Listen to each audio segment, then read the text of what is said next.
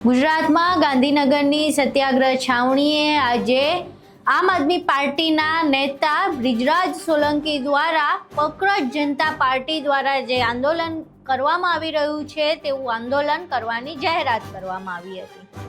આંદોલન તો થયું નહીં, કારણ કે જે લોકો સત્યાગ્રહ છાવણી પહોંચે, સત્યાગ્રહ છાવણીની બહુ આગળથી જ તેમની અટકાયત કરી દેવામાં આવતી હતી। હવે આ આખા મામલે એક ઓડિયો સામે આવ્યો છે, જેમાં એવો દાવો કરવામાં આવી રહ્યો છે કે બ્રિજરાજ સોલંકી ગુજરાતનું વાતાવરણ ડહોળવાનો પ્રયાસ કરવા માંગતા હતા। આ ઓડિયો શું છે, એમાં શું દાવો કરવામાં આવી રહ્યો છે, તમામ વિશે વિગતે ચર્ચા કરવી છે। નમસ્કાર, તમે જોઈ રહ્યા છો ચક્રવાત ન્યૂઝ, હું આપની સાથે હેમંત।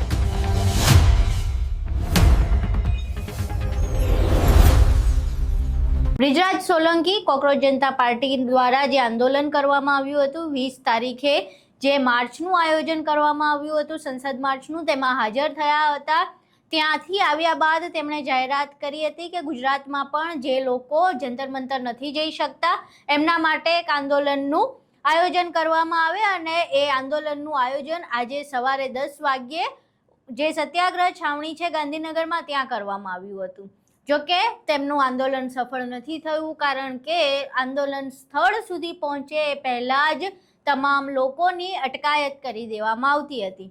હવે આખો ડ્રામા પત્યો ત્યારબાદ અચાનકથી બ્રિજરાજ સોલંકીના નામે એક કથિત ઓડિયો સામે આવ્યો છે। આ ઓડિયોમાં બ્રિજરાજ સોલંકી આમ આદમી પાર્ટીના કાર્યકર્તા સાથે વાત કરતા હોય એવો દાવો કરવામાં આવી રહ્યો છે, જેમાં બ્રિજરાજ સોલંકી એવું કહી રહ્યા હોય કે આપણે વાતાવરણ બગાડવાનું છે, બસો સળગાવવાની છે, વિદ્યાર્થીઓ મોટી સંખ્યામાં સત્યાગ્રહ છાવણીએ હોવા જોઈએ, જે પાટીદાર અનામત આંદોલન વખતે થયું હતું એ પ્રકારેનું વાતાવરણ થવું જોઈએ, અને 2-3 દિવસ સુધી ઇન્ટરનેટ ઠપ થઈ જવું જોઈએ।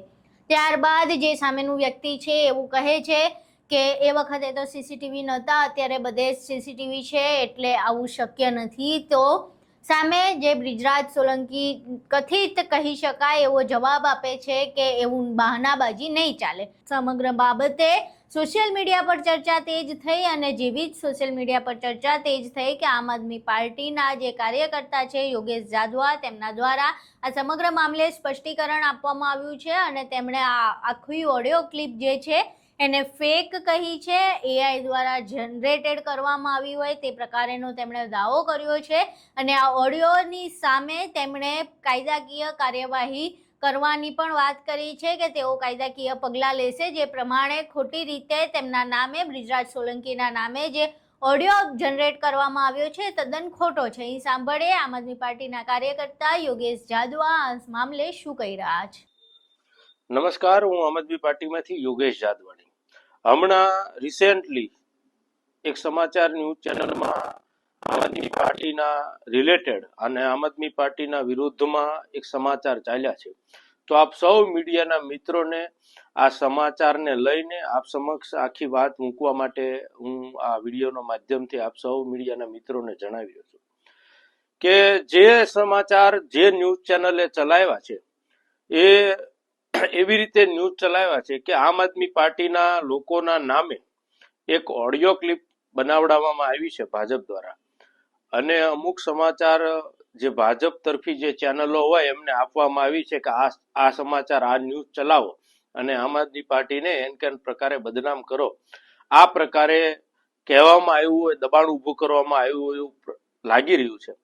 કારણ કે ઓડિયોમાં જે રીતે વાત થઈ રહી છે એ એક પણ એંગલથી નેચરલી રીતે વાત થતી હોય કે નેચરલી ચર્ચા, ટેલિફોનિક ચર્ચા હોય એવું લાગતું નથી।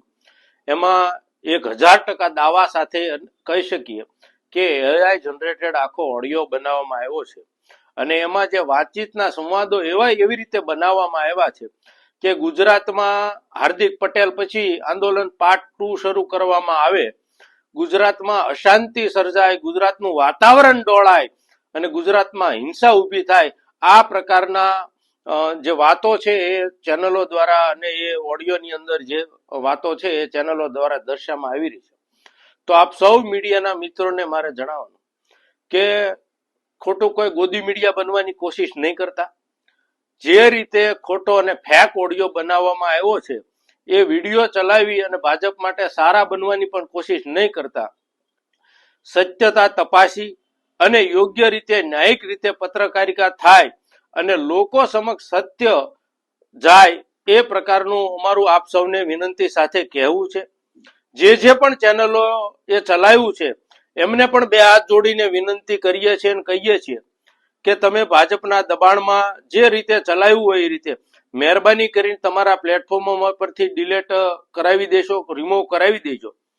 નહીં તો પછી આમ આદમી પાર્ટી દ્વારા લીગલ એક્શન લેવામાં આવશે તો તમને કદાચ નહીં ગમે અને તમે અમારા એન્ટી બની જશો. અને જે લોકો ભાજપના દબાણથી ચલાવવાના છે એમને પણ કહીએ છીએ કે ખોટો ઓડિયો છે, આ જનરેટેડ ઓડિયો છે અને અમે લીગલ એક્શન લઈશું તો તમને ગમશે નહીં. એટલા માટે અમે નાની પાર્ટી છીએ, નવી પાર્ટીએ છીએ એ માનીએ છીએ. અને અહીંયા ભાજપની સરકાર સત્તા હોય અને કદાચ એવું હોય કે ભાજપની સત્તામાં ભાજપનો સાથ સહકાર છે એટલે કશું કઈ થાય નહીં, એવું ન હોય.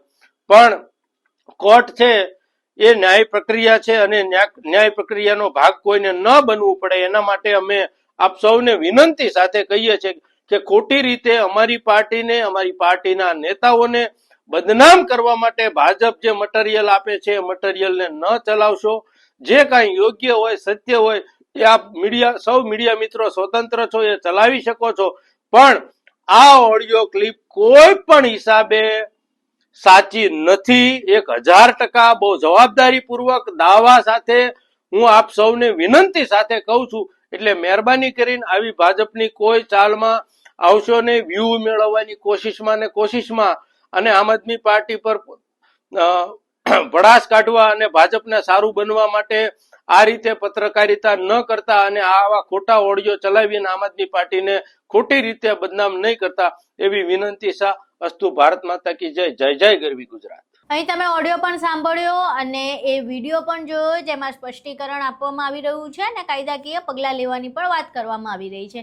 હવે આ સમગ્ર મામલે એકદમથી આ પ્રકારેનો ઓડિયો સામે આવવો અને આંદોલન સફળ પણ નહોતું થયું, આંદોલન પતી પણ ગયું છે. જે પોલીસ અધિકારીઓ છે એમણે સત્યાગ્રહ છાવણી સુધી લોકોને આવવા પણ નથી દીધા, કોઈએ કંઈ નારા પણ નથી લગાવ્યા. આ પ્રકારેનું દ્રશ્ય જોવા મળ્યું હતું. કોઈને સત્યાગ્રહ છાવણી સુધી પહોંચવા જ નથી દીધા અને ત્યારબાદ છૂટાછવાયા રીતે જે પ્રમાણે લોકોની અટકાયત કરવામાં આવી અને હવે એવો દાવો કરવામાં આવી રહ્યો છે કે આ પ્રકારે બ્રિજરાજ સોલંકી વાતાવરણ ડહોળવા માંગતા હતા. જો કે ગ્રાઉન્ડની સ્થિતિ અમે તમને બતાવીએ તો ગ્રાઉન્ડની સ્થિતિ તદ્દન જુદી હતી. જ્યારે બ્રિજરાજ સોલંકી આવ્યા તો એ પણ ગણતરીના લોકો હતા, 4-5 લોકો સાથે આવ્યા હતા. ત્યારબાદ અમે સવારથી ત્યાં હતા, બહુ અલગ અલગ છૂટાછવાયેલા લોકો હતા.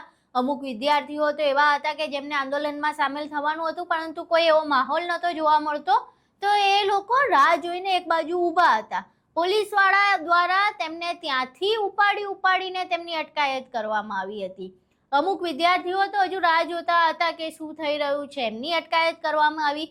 અમુક વિદ્યાર્થીઓ તો ખાલી આંદોલન જોવા આવ્યા હતા, એમને તો આંદોલનમાં પાર્ટ પણ નહોતો લેવાનો, એમની અટકાયત કરવામાં આવી.